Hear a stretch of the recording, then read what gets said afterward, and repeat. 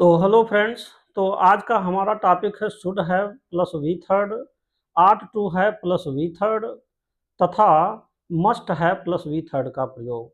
तो दोस्तों, सबसे पहले ये समझना जरूरी है कि इन तीनों ही सहायक क्रियाओं का हिंदी में शाब्दिक अर्थ चाहिए होता है, परंतु इनका प्रयोग हम मुख्यतः तब करते हैं जब कोई घटना पास्ट टेंस में होनी थी लेकिन वह नहीं हो सकी है।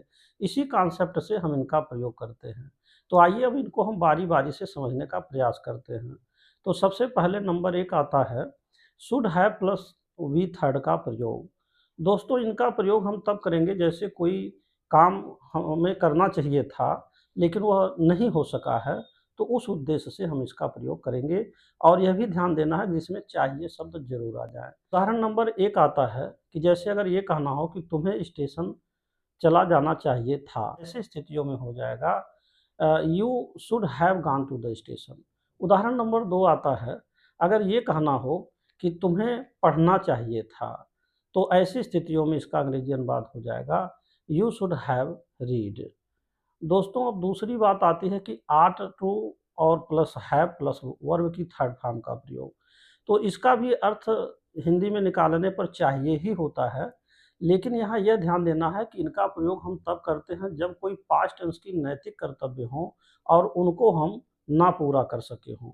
अब आइए इनको भी हम उदाहरणों के द्वारा समझते हैं।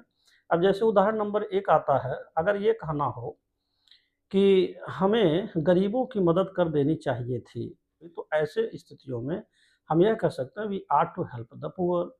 अब मान लीजिए उदाहरण नंबर दो आता है आर टू का प्रयोग तभी होता है जब कोई मोरल ड्यूटी होते हैं। तो दूसरा उदाहरण आता है कि हमें अपने माता पिता की बात मान लेनी चाहिए थी, तो इसका अंग्रेजी अनुवाद हो जाएगा we are to obey our parents. दोस्तों, अब तीसरा शब्द आता है जिसे हम मस्ट कहेंगे।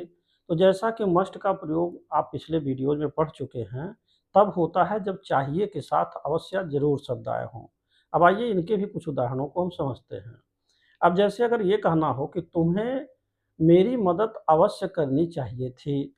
अब मान लीजिए कोई मदद करनी चाहिए थी, तो जो है लेकिन नहीं कर सके हैं, तो इसका अंग्रेजी अनुवाद हो जाएगा you must have helped me.